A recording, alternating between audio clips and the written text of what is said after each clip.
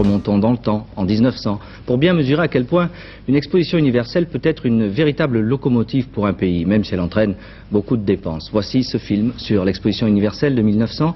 C'est un film de montage conçu et réalisé par Marc Allégret, et il a été tourné par l'équipe de Louis Lumière, belle affiche. Avant de découvrir les bâtiments construits à l'occasion de cette exposition, passons par les Champs-Élysées, qui était déjà la plus belle avenue du monde, et qui, durant toute l'exposition de 1900, fut l'artère la plus fréquentée du monde.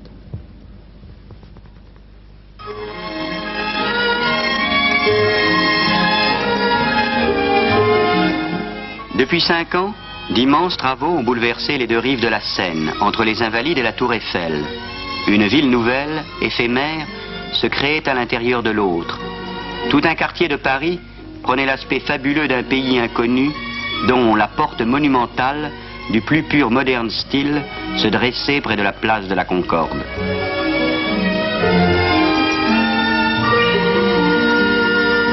Près du pont Alexandre III qui vient d'être terminé, s'élèvent 2 constructions monumentales qui resteront à Paris les seuls vestiges des fastes de l'exposition, le Grand et le Petit Palais. Le Grand Palais est consacré aux beaux-arts, peinture et sculpture contemporaine. C'est le tour de force de l'architecte de Glane. À cause des infiltrations d'eau de la Seine toute proche, il repose sur 40 000 pieux de chêne massif. Le Petit Palais renferme une exposition rétrospective de l'art français, réunissant les richesses des musées de province, les trésors des églises. La première ligne du métro Porte-Maillot-Porte de Vincennes fut inaugurée le 19 juillet 1900. L'exposition était desservie par un moyen de transport de conception révolutionnaire, le trottoir roulant, auquel on accédait par des rampes en pente douce. Le guide officiel le décrit ainsi. Il consiste en 2 planchers mobiles parallèles, dont l'un, le plus large, roule à une vitesse de 8 km et demi, et l'autre de 4 km et demi. On passe à volonté et sans aucun danger de l'un à l'autre. Sur la gauche, une jeune femme inexpérimentée va tenter de passer d'une plateforme à l'autre sans perdre sa dignité.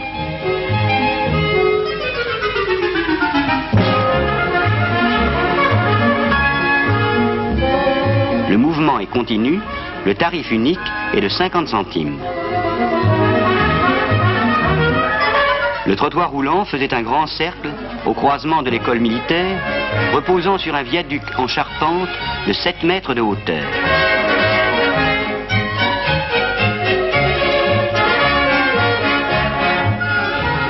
Un train électrique, plus rapide, passe à l'arrière-plan, tandis qu'au premier plan, le trottoir défile en sens inverse. Au loin, les voyageurs sur la plateforme mobile s'éloignent par la venue de la motte piquée.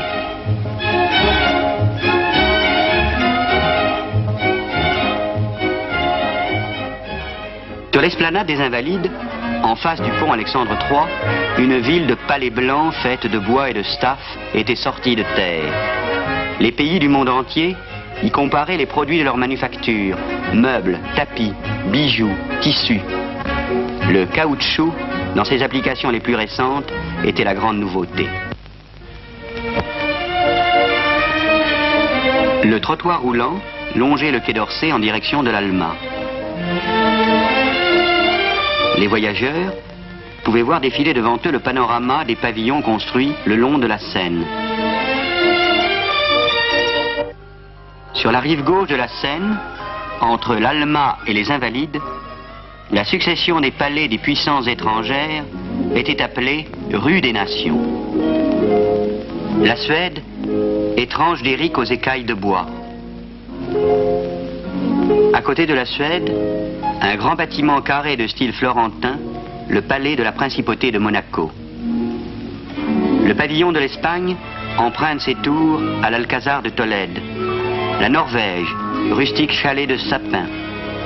La Belgique, reproduction de l'hôtel de ville d'Audenarde. L'Angleterre, copie d'un château du XVIe siècle, Kingston House. À côté, la Hongrie.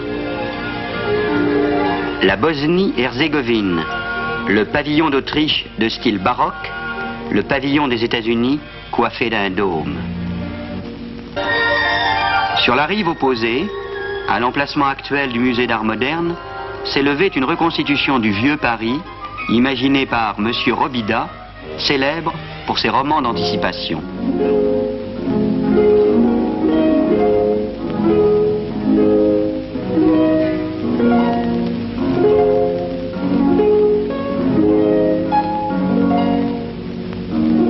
Très loin de là, un grand village suisse avait été reconstitué entre l'avenue de Suffren et la Motte Piquet. On y trouvait des vallons, des cascades, des verts pâturages et des bois de sapins. Des divertissements folkloriques étaient donnés dans ce paysage enchanteur, recréé par le stuc et le ciment.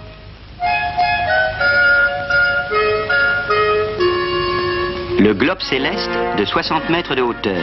À l'intérieur, on donne des concerts dirigés par Saint-Saëns. Avenue de la Bourdonnais, la plateforme passait devant les immeubles à la hauteur des fenêtres du premier étage, provoquant des incidents dont Courteline s'inspira pour sa pièce, l'article 330. Les nombreux palais de la grande industrie et de la production agricole s'étendaient sur le champ de Mars, de l'école militaire à la Tour Eiffel. Du premier étage de la Tour Eiffel, la vue s'étendait de l'autre côté de la Seine, sur toute la colline de Chaillot, où se trouvaient réunis les pavillons des colonies. Au loin, la Grande Roue. À l'extrémité du champ de Mars, derrière un château d'eau monumental, le palais de l'électricité, orné d'un diadème de fer, de verre, de zinc, qui la nuit crépite d'étincelles multicolores. La fée électricité, énorme femme de 9 mètres de haut, s'élance vers l'espace. Précédé d'huissier en culotte courte, le président Loubet quitte le palais des fêtes. C'était une grande salle circulaire couverte d'une coupole de 90 mètres de diamètre.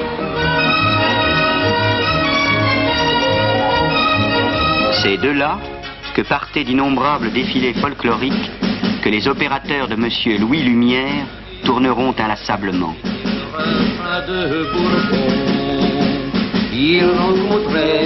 La fête du vin.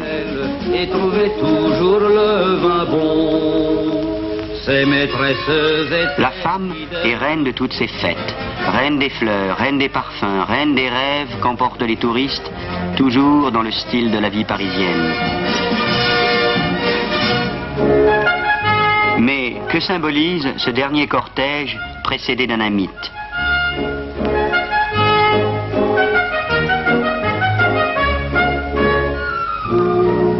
Tiré par des Sénégalais, évocateurs de gloire coloniale, le char est escorté de femmes qui, pour des raisons mystérieuses, portent des ailes blanches.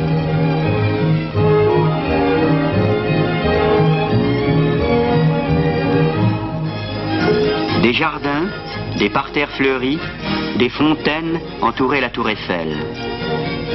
À l'arrière-plan, à droite, l'imposant pavillon des machines.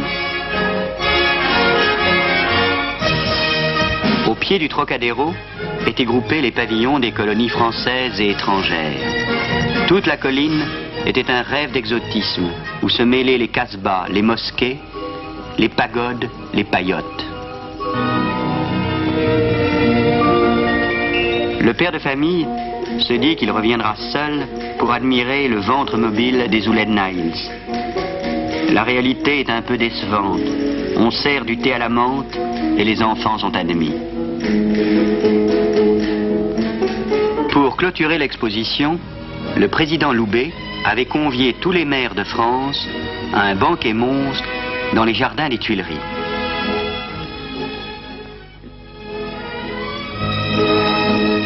Mais nous ne pouvons avoir pour ces images uniquement la tendresse amusée qu'on porte aux albums de famille.